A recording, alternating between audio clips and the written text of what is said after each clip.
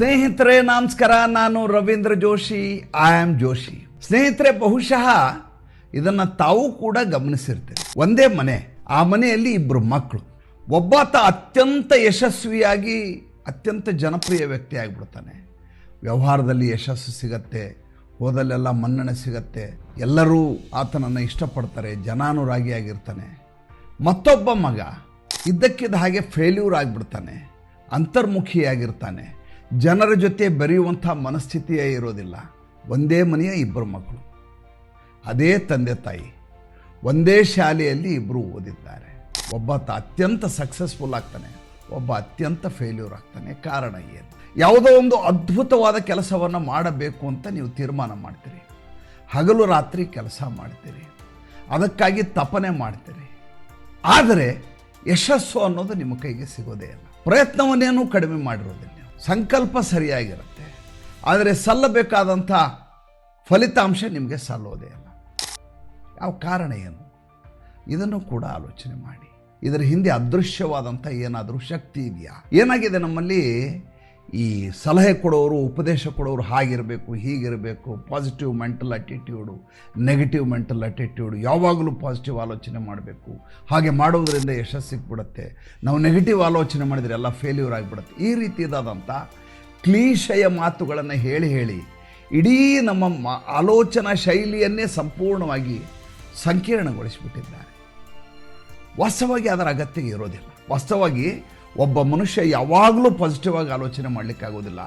ಯಾವುದೇ ವ್ಯಕ್ತಿ ಜೀವಮಾನ ಪರ್ಯಂತ ನೆಗೆಟಿವ್ ಆಗಿ ಇದ್ದು ಬದುಕನ್ನು ಮಾಡಿರ್ಲಿಕ್ಕೆ ಸಾಧ್ಯ ಇಲ್ಲ. ಆತನ ಜೀವನದಲ್ಲಿ ನಡೆದಂಥ ಘಟನೆಗಳು ಆತನನ್ನು ಬಹಳಷ್ಟು ಸಲ ಋಣಾತ್ಮಕವಾಗಿ ಆಲೋಚನೆ ಮಾಡುವ ಹಾಗೆ ಮಾಡಿರ್ತವೆ. ಆತನ ಅನುಭವದ ಬುತ್ತಿಯಾಗಿ ಆತ ಹಾಗೆ ಹೊರಹೊಮ್ಮಿರ್ತಾನೆ.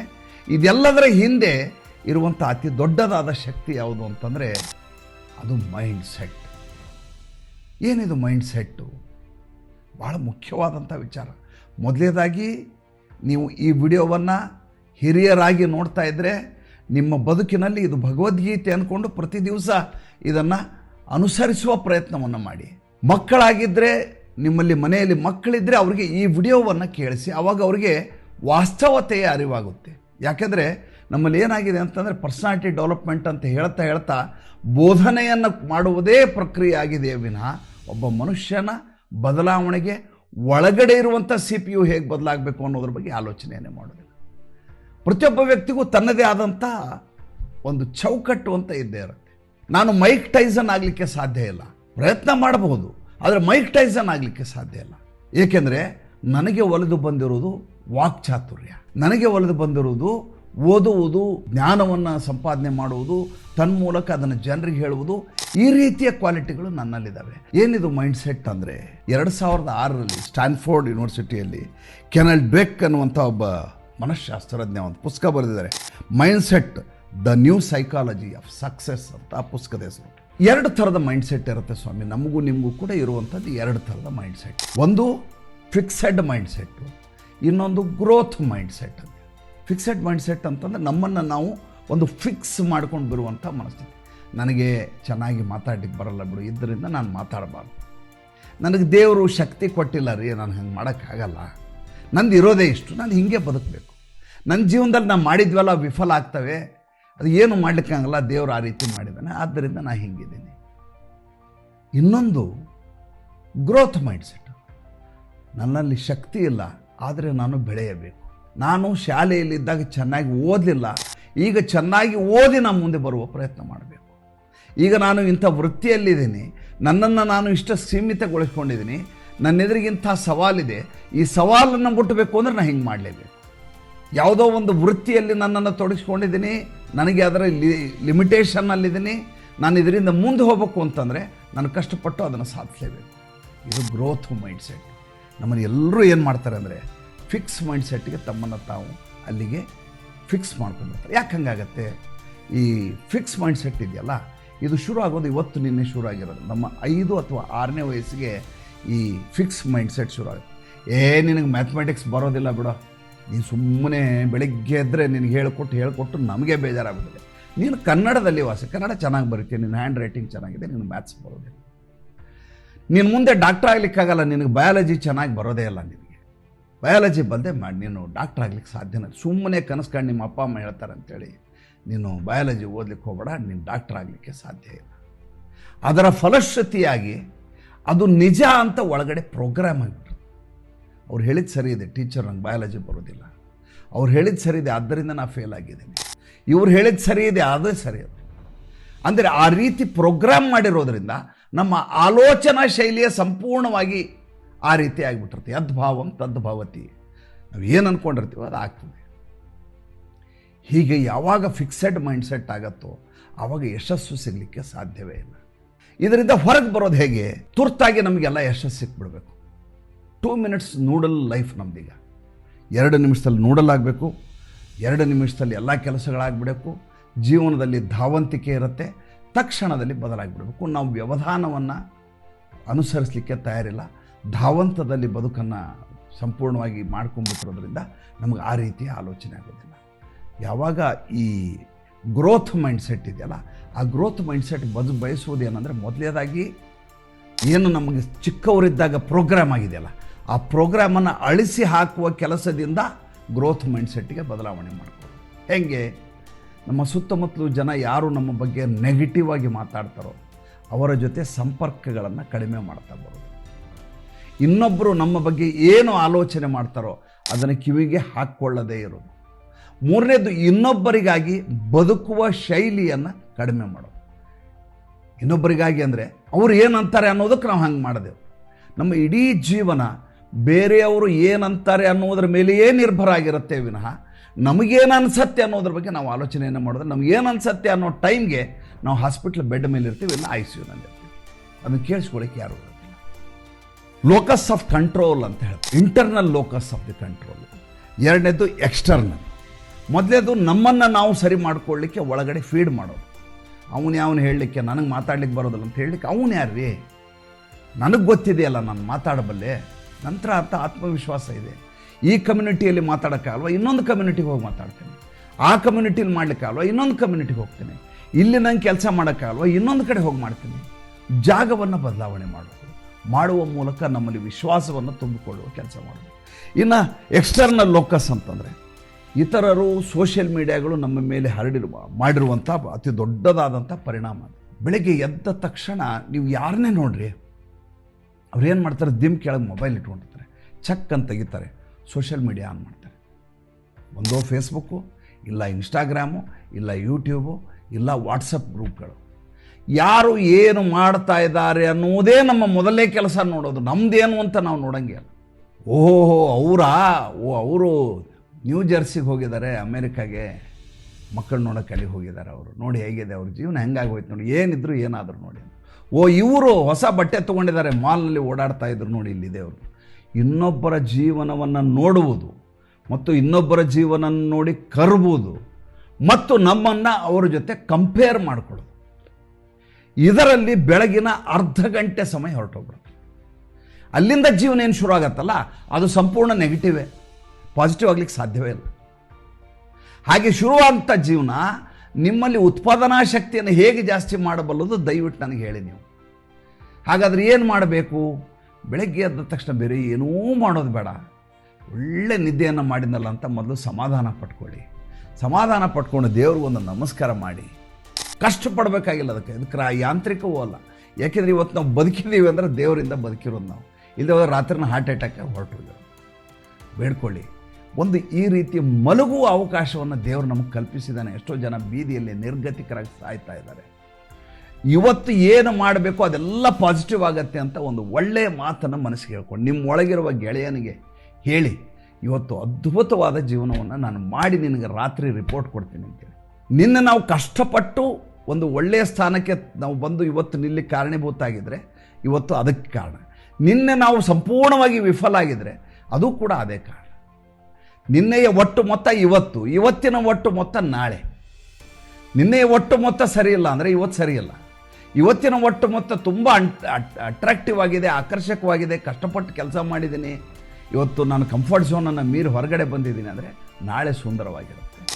ಎದ್ದ ಕೂಡಲೇ 15 ನಿಮಿಷ ನಿಮಗಾಗಿ ನೀವು ವ್ಯಯಿಸಿ. 10 ನಿಮಿಷ ಸಾಧ್ಯ ಆದರೆ ವಾಕಿಂಗ್ ಮಾಡಿ. ಯಾವುದೋ ಒಂದು ಇದನ್ನು ಮಾಡಲಿಕ್ಕೆ, ಅಥವಾ ಹಾರ್ಟ್ ಚೆನ್ನಾಗಾಗತ್ತೆ, ರಕ್ತ ಪರಿಚಲನೆ ಆ ಥರ ಎಲ್ಲ ಕಥೆಗಳು ಬೇಡ. ಸುಮ್ಮನೆ ಹವಾಯಿ ಚಪ್ಪಲಿ ಯಾವುದಿದೆ ಆ ಚಪ್ಪಲಿ ಒಂದು ರೌಂಡ್ ಅಲ್ಲೆಲ್ಲೇ ಓಡಾಡಿ ಬಂದರೆ, ಸಾಧ್ಯ ಆದರೆ ಓಡಾಡಿ ಬನ್ನಿ. 10 ನಿಮಿಷ ಸಾಧ್ಯ ಆದರೆ ಪ್ರಾಣಾಯಾಮ ಮಾಡಿ, ಸ್ನಾನಕ್ಕೆ ಹೋಗಿ ಬಂದು ಎದ್ದು ಕೂತ್ಕೊಳ್ರಿ. ಜೀವನ ಯಾಕೆ ಚೆನ್ನಾಗಿರಲ್ಲ ನೋಡೇ ಬಿಡೋಣ, ಆಗಲೇ ಬಿಡಿ. ಹಂಗೆ ಚೆನ್ನಾಗಿಲ್ಲದೆ ಇರೋದಕ್ಕೆ ಸಾಧ್ಯವೇ ಇಲ್ಲ. ಪ್ರಪಂಚದ ಈಸ್ ಅಬಂಡನ್ಸ್, ಇಲ್ಲಿರುವಷ್ಟು ಸಮೃದ್ಧಿ ಎಲ್ಲಿಯೂ ಇಲ್ಲವೇ ಇಲ್ಲ. ಆ ಸಮೃದ್ಧಿಯನ್ನು ತೆಗೆದುಕೊಳ್ಳುವಂಥ ಮನಸ್ಥಿತಿ ನಮಗಿರೋದಿಲ್ಲ. ಆದ್ದರಿಂದ ನಾವು ಫೇಲ್ ಆಗಿರ್ತೀವಿ. ನಮ್ಮ ಒಳಗಡೆ ಒಬ್ಬ ರಾಕ್ಷಸ ಕೂತಿದ್ದಾನೆ, ಅವನು ತಲೆ ಕೆಡಿಸ್ತಾ ಇರ್ತಾನೆ. ಆತನ ಮಾತನ್ನು ಕೇಳೋದು ಬಿಟ್ಬಿಟ್ರೆ ಯಶಸ್ವಿ ನಮ್ದಾಗಿಬಿಟ್ಟು. ನ್ಯೂರೋಪ್ಲಾಸ್ಟಿಸಿಟಿ ಅಂತ. ಏನಿದು ನ್ಯೂರೋಪ್ಲಾಸ್ಟಿಸಿಟಿ ಅಂದರೆ? ಆಕುಂಚನ ವಿಕಸನ ಅಂತ ನಾವು ಸಣ್ಣವ್ರದಾಗ ಓದ್ತಿದ್ವಲ್ಲ, ಹಾಗೆ ನಿಮ್ಮ ಮನಸ್ಸನ್ನು ಹೆಂಗೆ ಬೇಕು ಹಂಗೆ ಬದಲಿ ಮಾಡಲಿಕ್ಕೆ ಅವಕಾಶ ಇದೆ ಅದರಲ್ಲಿ. ಅದಕ್ಕೆ ಎಲಾಸ್ಟಿಸಿಟಿ ಇದೆ. ನೀವು ಕೆಟ್ಟದ್ದನ್ನು ಯೋಚನೆ ಮಾಡಿದರೆ ಹಂಗೆ ತಗೋತದ್ದು, ಇಲ್ಲ ಹಿಂಗೆ ವಾಪಸ್ ತಗೋದು, ಆ ರೀತಿ ವ್ಯವಸ್ಥೆ ಇದೆ.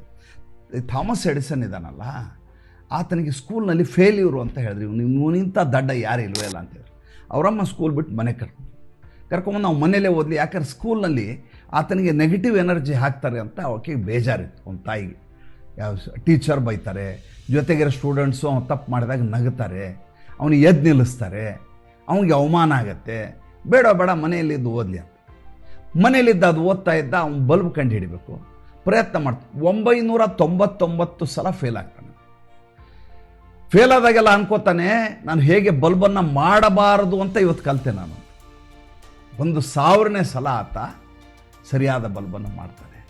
ಅಂದರೆ ಆ ಕನ್ಸಿಸ್ಟೆನ್ಸಿ, ಆ ಸಾತತ್ಯ, ಆ ನಿರಂತರತೆ ಮತ್ತು ಆತನ ಒಳಗಡೆ ಇದ್ದಂಥ ನಾನು ಮಾಡೇ ಮಾಡ್ತೀನಿ ಅನ್ನುವಂಥ ಛಲ ಆತನನ್ನು ಥಾಮಸ್ ಆಲ್ವಾ ಎಡಿಸನ್ನನ್ನಾಗಿ ಮಾಡ್ತೀನಿ. ನಿಮ್ಗೆ ಗೊತ್ತಿರಲಿ, ಎಲಾನ್ ಮಸ್ಕ್ ಅದನ್ನಲ್ಲಿ ಎಲ್ಲರೂ ಎಲಾನ್ ಮಸ್ಕ್ ಬಗ್ಗೆ ಮಾತಾಡ್ತಾರೆ. ಆತನನ್ನು ಅವನದೇ ಕಂಪ್ನಿ ಪೇಪಾಲ್ನಿಂದ ಹೊರಗೆ ಹಾಕಿದ್ರಿ. ಎಷ್ಟು ಜನರಿಗೆ ಗೊತ್ತಿದೆ? ಭಾಳಷ್ಟು ಜನರಿಗೆ ಗೊತ್ತಿಲ್ಲ. ಈ ಜೆಫ್ ಬೆಜೋಸ್ ಇದನ್ನಲ್ಲ, ಅಮೆಝಾನ್ ಮಾಡಿದಂಥ, ಅವ್ನಿಗೆ ಯಾರೂ ಫಂಡ್ ಮಾಡ್ಲಿಕ್ಕೆ ತಯಾರಿಲ್ಲ. ಅಲ್ಲ, ಅಂಗಡಿಗೆ ಹೋಗಿ ತೊಗೊಳಿಕ್ಕೆ ಜನ ತಯಾರಿಲ್ಲ. ನಿಮ್ಮ ಮನೇಲಿ ಕೂತ್ಕೊಂಡು ಐಟಮ್ ಕೊಡ್ತೀನಿ ಅಂದರೆ ಯಾರು ಒಪ್ಕೋತಾರೆ ಅಂತ ಯಾರೂ ಫಂಡ್ ಮಾಡ್ಲಿಕ್ಕೆ ತಯಾರಿಲ್ಲ. ಜಗತ್ ಪ್ರಖ್ಯಾತ ಕಂಪನಿಗಳದು. ಹೆಂಗೆ ಅಂದರೆ ಆತನ ಒಳಗಡೆ ಇದ್ದಂಥ ಮೈಂಡ್ ಸೆಟ್ ಹೇಳ್ತಾ ಇತ್ತು, ಯಾರು ಏನೇ ಹೇಳಿ ನನಗೆ ಗೊತ್ತು, ಇದು ಹಾಗೇ ಆಗತ್ತೆ ಅಂತ ಆತನಿಗೆ ಗೊತ್ತಿತ್ತು. ನೋಡಿ ಇದೆಲ್ಲ ಹೆಂಗಾಗತ್ತೆ ಅಂತಂದರೆ ಇದಕ್ಕೆ ತೀವ್ರವಾದಂಥ ತಪನೆ ಇರ್ತದೆ.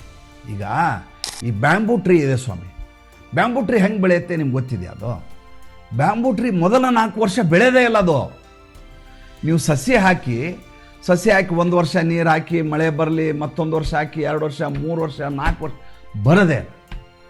ನೀವು ಬೇಸರಾಗಿ ಬಿಟ್ಬಿಡ್ಬೇಕು. 4 ವರ್ಷ ಅದು ಜುರ್ರಂತ ಒಮ್ಮಿಂದೊಮ್ಮೆಲೆ ಅದು 40 ಅಡಿ ಎತ್ತರಕ್ಕೆ ಬರುತ್ತೆ. ಹೆಂಗೆ? 3 ವರ್ಷ ಏನಾಗಿತ್ತು ಅದಕ್ಕೆ? ಏನಂಥ ಆಲಸ್ಯನ ಅದಕ್ಕಿಲ್ಲ. ಅದು 80 ಅಡಿ ಎತ್ತರಕ್ಕೆ ಬೆಳಿಬೇಕಲ್ಲ, 80 ಅಡಿ ಬೆಳೀಲಿ ಕೆಳಗಡೆ ಭೂಮಿ ಒಳಗಡೆ ಬೆಳೀತಾ ಇತ್ತು. 3-4 ವರ್ಷ ಒಳಗಡೆ ಫೌಂಡೇಶನನ್ನು ಗಟ್ಟಿ ಮಾಡಿಕೊಳ್ತು. ಆಮೇಲೆ ಸ್ಕೈ ರಾಕೆಟ್ ಶೂಟ್ ಆಯಿತು. ಶೂಟ್ ಆದಮೇಲೆ ನಿಮ್ಗೆ ಅಲ್ಲಾಡಿಸ್ಲಿಕ್ಕೆ ಸಾಧ್ಯ ಇಲ್ಲ, ಆ ರೀತಿ ಬೆಳೀತು. ನಮ್ಮೊಳಗಡೆ ಆ ರೀತಿಯ ತಪನೆ ಇರ್ಬೇಕು. ನಮ್ಮನ್ನ ಯಾರು ಅಲ್ಲಾಡ್ಸ್ಲಿಕ್ಕೆ ಆಗಬಾರ್ದು. ಒಂದು ನೆನಪಿಟ್ಕೊಳ್ಳಿ, ಯಾವಾಗಲೂ ನಾವು ಫೇಲ್ ಆಗೋದು ಎಲ್ಲಿ ಅಂತ ನಮ್ಮಿಂದ ಅಲ್ಲ ಸ್ವಾಮಿ. ಟಾಕ್ಸಿಕ್ ರಿಲೇಷನ್ಶಿಪ್ ಅಂತಾರೆ. ನಿಮ್ಮ ಸುತ್ತಮುತ್ತಲು ಇರುವ ಜನ ನೀವು ಬೆಳೆಯಲಾರದ ಹಾಗೆ, ತಮಗೆ ಗೊತ್ತಿರಲಾರದೇ ನಿಮ್ಮ ಮೇಲೆ ಪ್ರಭಾವವನ್ನು ಬೀರ್ತಿರ್ತಾರೆ. ನಿಮ್ಮ ಹೆಂಡತಿ ನಿಮ್ಗೆ ಹೇಳ್ತಾ, ಅಯ್ಯೋ ನಿಮ್ಮ ಯೋಗ್ಯತೆ ಗೊತ್ತಿಲ್ಲವೇನ್ರಿ, ಬೆಳಗ್ಗೆ ಎದ್ರೆ ನಿಮ್ಮನ್ನು ನೋಡ್ತೀನಿ, ನೀವು ಇರೋದೇ ಫೇಲ್ಯೂರು. ಇನ್ನೊಂದು ಸಲ ಫೋನಲ್ಲಿ, ಅಯ್ಯೋ ಬೆಳಗ್ಗೆಯಿಂದ ಫೋನಲ್ಲಿ ಮಾತಾಡ್ತಾ ಇದ್ದಾರೆ ನಮ್ಮ ಯಜಮಾನರು, ಬೇರೆ ಕಸಬೇ ಇಲ್ಲ ಅವ್ರಿಗೆ. ಅಯ್ಯೋ ಅದು ಯಾವುದೋ ಹೊಸ ಫ್ಯಾಕ್ಟ್ರಿ ಮಾಡ್ತಾರಂತೆ, 55 ವರ್ಷ ಆಗಿದೆ, ನಮ್ಮ ಉಳಿದವರೆಲ್ಲ ಈ ವಯಸ್ಸಿಗೆ ಆಗಲೇ ರಿಟೈರ್ ಆಗೋ ವಯಸ್ಸು ಬಂತು, ನಮ್ಮ ಮನೆಯವರು ಈಗ ವ್ಯಾಪಾರ ಮಾಡ್ತೀನಿ ಅಂತ ಹೊರಟಿದ್ದಾರೆ. ಅದು ಏನು ಮಾಡ್ತಾರೋ ಅದು ದೇವರಿಗೆ ಗೊತ್ತು. ಹೊರಗಡೆ ಹೋದ್ರೆ 4 ಜನ ಫ್ರೆಂಡ್ಸ್ ಇರ್ತಾರಲ್ಲೋ, ನಿನ್ನ ಇಡೀ ಜೀವನದಲ್ಲಿ ಏನು ಯಶಸ್ಸಾಗಿಲ್ಲ, ನೀನು ಈಗ ಯಾಕೋ ಒದ್ದಾಡಕ್ಕೆ ಹೋಗ್ತಾ ಇದೆಯಾ, ಬರ್ಬಾದಾಗ್ಬಿಟ್ರೆ ಮನೆ ಮಾರಬೇಕಾಗತ್ತೆ ಅಂತ ಅವ್ರು ಹೇಳ್ತಾರೆ.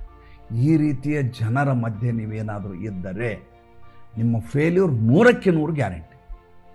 ಮೊದಲೇದಾಗಿ ನಿಮ್ಮ ಕುಟುಂಬದವರು ನೆಗೆಟಿವ್ ಮಾತಾಡಿದರೆ ಅವ್ರು ಮಾತಾಡುವುದನ್ನು ನಿಲ್ಲಿಸೋಕ್ಕೆ ಹೇಳಿ. ನೀನು ಮಾತಾಡಲಿಕ್ಕೆ ಯಾವ ಹಕ್ಕಿಲ್ಲ ನನ್ನ ಬಗ್ಗೆ, ನಿನ್ನ ಬಗ್ಗೆ ನೀನು ಮಾತಾಡು ಅಂತ ಹೇಳಿ. ಏಕೆಂದರೆ ಅದರ ಪ್ರಭಾವ ನಮ್ಮ ಒಳಗಡೆ ಸುಪ್ತ ಪ್ರಜ್ಞೆ ಮೇಲೆ ನಿರಂತರವಾಗಿ ಆಗ್ತಾ ಇರುತ್ತೆ, ಗಾಢವಾಗಿ ಆಗ್ತಾ ಇರುತ್ತೆ. ನಾನು ಹೇಳಿದ್ನಲ್ಲ ನಮ್ಮ ಮೈಂಡ್ ಸೆಟ್ ಅಂತ. ಆ ಮೈಂಡ್ ಸೆಟ್ ಡಿಸ್ಟರ್ಬ್ ಆಗಲಿಕ್ಕೆ, ಆ ಮೈಂಡ್ ಸೆಟ್ ವಿಚಲಿತಗೊಳ್ಳಲಿಕ್ಕೆ ಈ ರೀತಿಯಾದಂಥ ಟಾಕ್ಸಿಕ್ ರಿಲೇಷನ್ಗಳು ಭಾಳ ದೊಡ್ಡ ಮಟ್ಟದ ಪರಿಣಾಮ ಬೀರ್ತವೆ. ಮೊದಲೇದಾಗಿ ಅಂಥ ಜಾಗವನ್ನು ಬದಲಿ ಮಾಡಿ. ಹೆಂಡತಿನ ಬದಲಿ ಮಾಡಿ ಅಂತ ಹೇಳ್ತಾ ಇಲ್ಲ ನಾನು, ಹೆಂಡತಿಯ ಮನಸ್ಥಿತಿಯನ್ನು ಬದಲಿ ಮಾಡಲಿಕ್ಕೆ ಹೇಳಿ. ಗಂಡನಾಗಿದ್ದರೆ ಗಂಡ ಹೆಂಡ್ತಿಗೆ ಹಂಗೆ ಮಾಡ್ತಾರೆ, ಗಂಡಗೆ ಹೇಳಿ ನೀನು ಈ ರೀತಿ ಮಾತಾಡಿದರೆ ನಾನು ಸುಮ್ಮನೆ ಇರಲ್ಲ ಅಂತ. ಹೆಂಡ್ತಿ ಆದವಳು ಗಂಡಗೆ ಹೇಳಬೇಕು, ಮಾತಾಡ್ತಾ ಇರೋ ಸರಿ ಇಲ್ಲ, ನೀನು ಈ ರೀತಿ ಎಲ್ಲ ಮಾತಾಡಬಾರ್ದು, ನಿನಗೇನು ಬೇಕು ಅಷ್ಟು ಹೇಳು, ನೀನು ಊರೆಲ್ಲ ಮಾತಾಡ್ಲಿಕ್ಕೆ ಹೋಗ್ಬೇಡ ಅಂತ. ಏಕೆಂದರೆ ನಿಮ್ಮ ಬದುಕನ್ನು ರೂಪಿಸುವವರು ನೀವು. ನಿಮ್ಮ ಮೇಲೆ ಯಾರೋ ಪ್ರಭಾವವನ್ನು ಬೀರಿ ನಿಮ್ಮ ಬದುಕನ್ನು ಹಾಳು ಮಾಡಲಿಕ್ಕೆ ಅವ್ರಿಗೆ ಯಾರಿಗೂ ಹಕ್ಕಿಲ್ಲ. ಯಾವಾಗಲೂ ನಮಗೊಂದು ಭಯ ಕಾಡ್ತದೆ, ಫಿಯರ್ ಆಫ್ ಫೇಲ್ಯೂರ್ ಅಂತ ಹೇಳಿ. ಏನಪ್ಪ ಅಂದರೆ ಎಲ್ಲಿ ಸೋತು ಬಿಡ್ತೇನೋ, ಎಲ್ಲಿ ಫೇಲ್ ಆಗಿಬಿಡ್ತದೋ. 100 ಫೇಲ್ಯೂರೇ 101ನೇ ಯಶಸ್ಸಿಗೆ ಕಾರಣ ಆಗುತ್ತೆ. ಎಲ್ಲ ಸಕ್ಸಸ್ಫುಲ್ ಪರ್ಸನ್ ಕೇಳಿ ಅವ್ರು ಫೇಲ್ ಆಗಿದ್ರಲ್ಲ ಅಂತ ಕೇಳಿದ್ರೆ ಆತ ಫೇಲ್ ಆಗಿಲ್ಲ ಅಂತ ಹೇಳಿದರೆ ಆತ ಪ್ರಯತ್ನವನ್ನೇ ಮಾಡಿಲ್ಲ ಅಂತ ಅರ್ಥ. ಒಬ್ಬ ವ್ಯಕ್ತಿ ಫೇಲ್ ಆಗಿಲ್ಲ ಅಂದರೆ ಅವನ ಪ್ರಯತ್ನವನ್ನೇ ಮಾಡಿಲ್ಲ ಅಂತ ಅರ್ಥ. ನಡೆಯುವ ಮಗು ಬಿದ್ದಿರಲೇಬೇಕು, ಬೀಳಲಾರ್ದೆ ಡೈರೆಕ್ಟ್ ಎದ್ದು ಓಡಾಡಲಿಕ್ಕೆ ಎಲ್ಲಿಯಾದರೂ ನಿಸರ್ಗದಲ್ಲಿ ಸಾಧ್ಯ ಇದೆನ್ರಿ? ಸಾಧ್ಯವೇ ಇಲ್ಲ, ಹಾಗಾಗ್ಲಿಕ್ಕೆ ಸಾಧ್ಯ ಇಲ್ಲ. ಜೊತೆಗೆ ಕಂಫರ್ಟ್ ಝೋನ್ನಿಂದ ಹೊರಗೆ ಬನ್ನಿ. ಜಿಮ್ಗೆ ಹೋಗ್ತಾರೆ, ಜಿಮ್ಗೆ ಹೋದಾಗ ಏನು ಭಾಳ ಖುಷಿ ಆಗತ್ತನ್ರಿ. 150 kg 250 kg ಎತ್ತವಾಗಿ ತೇಕ್ತಾ ಇರ್ತಾರೆ. ಯಾಕೆ? ಕಂಫರ್ಟ್ ಝೋನ್ನಿಂದ ಹೊರಗಡೆ ಬರೋದು. ನನಗೆ ಆಗಲಾರದನ್ನು ನಾನು ಎತ್ತಿ ತೋರಿಸ್ತೀನಿ, ನನ್ನ ಆ ಸಾಮರ್ಥ್ಯವನ್ನು ನಾನು ಬೆಳೆಸ್ಕೋತೀನಿ ಅಂತ. ಟ್ರೆಡ್ಮಿಲ್ ಮೇಲೆ ಓಡ್ತಿರ್ತಾರೆ 8 ಕಿಲೋಮೀಟ್ರ್ 9 ಕಿಲೋಮೀಟ್ರ್ 10 ಕಿಲೋಮೀಟ್ರ್ ಸ್ಪೀಡಿಗೆ. ಏನು ಭಾಳ ಖುಷಿ ಆಗತ್ತೆ ಹಂಗೆ ಓಡಾಡ್ತೀನಿ? ಇಲ್ಲ, ದಂಡಿಸುವ ಮೂಲಕ ನನ್ನ ಅಂಗಸೌಷ್ಠವ ಚೆನ್ನಾಗಾಗತ್ತೆ. ಆದ್ದರಿಂದ ಆ ಕಂಫರ್ಟಿಂದ ಹೊರಗೆ ಬರಬೇಕು ಅಂತ ಒದ್ದಾಡ್ತಿರ್ತಾರೆ. ಮತ್ತು ಅದು ಬರುತ್ತದೆ ಕಾಲಾಂತರದಲ್ಲಿ. ಈ ರೀತಿಯಾದಂಥ ನಿರಂತರವಾದ ತಪನೆ ಅವರಿಗೆ ಸುಂದರವಾದಂಥ ಅಂಗಸೌಷ್ಠವವನ್ನು ಕೊಡುತ್ತೆ. ಭಾಳಷ್ಟು ಜನ ಇದ್ರ ಬಗ್ಗೆ ಆಲೋಚನೆಯನ್ನು ಮಾಡೋದು. ಮೂರನೇದಾಗಿ, ನನ್ನ ಹತ್ರ ಸೋರ್ಸ್ಗಳಿಲ್ಲ, ನನಗೆ ಯಾರೂ ಸಹಾಯ ಮಾಡೋದಿಲ್ಲ, ಸಮಾಜ ಸರಿಯಿಲ್ಲ, ಈ ರೀತಿಯ ಮಾತುಗಳನ್ನು ಯಾವತ್ತೂ ಆಡಬೇಡಿ. ಎಲ್ಲಿ ನಿಜವಾದಂಥ ಪ್ರಯತ್ನ ಇರುತ್ತೋ ಅವರಿಗೆ ಇಡೀ ಸಮಾಜ ಸಹಾಯ ಮಾಡುತ್ತೆ. ಎಲ್ಲಿ ಋಣಾತ್ಮಕವಾದ ಯೋಚನೆಯನ್ನು ಮಾಡುವ ಜನ ಇರ್ತಾರೋ ಅವ್ರ ಜೊತೆ ಯಾರೂ ಇರೋದಿಲ್ಲ. ಬೆಳಗ್ಗೆ ಎದ್ದರೆ ಸಮಾಜವನ್ನು ಬೈಯುವ ಕೆಲಸವನ್ನು ಮೊದಲು ನಿಲ್ಲಿಸಿ. ಎರಡನೇದು, ಎದ್ದ ತಕ್ಷಣ ಮತ್ತು ಮಲಗುವಾಗ ಸೋಷಿಯಲ್ ಮೀಡಿಯಾ ನೋಡೋದನ್ನು ನಿಲ್ಲಿಸಿ. ಜೊತೆಗೆ ಇವತ್ತು ಬೆಳಗ್ಗೆಯಿಂದ ಸಂಜೆವರೆಗೆ ಏನು ಮಾಡಿದೆ, ನಾಳೆ ಏನು ಮಾಡಬೇಕು, ಒಂದೇ ಒಂದು ನಿಮಿಷ ಬರೆದಿಡುವ ಪ್ರಯತ್ನ ಮಾಡಿ. ನಿಮ್ಮ ಬದುಕು ಸಮೃದ್ಧವಾಗಲಿ. ನಿಮ್ಮ ಬದುಕಿನಲ್ಲಿ ಯಶಸ್ಸು ನೀರು ಕೂಡಷ್ಟು ಸುಲಭವಾಗಿ ಬರಲಿ. ಮತ್ತೆ ಮುಂದಿನ ಸಂಚಿಕೆಯಲ್ಲಿ ಮಾತಾಡ್ತೀನಿ. ನಮಸ್ಕಾರ.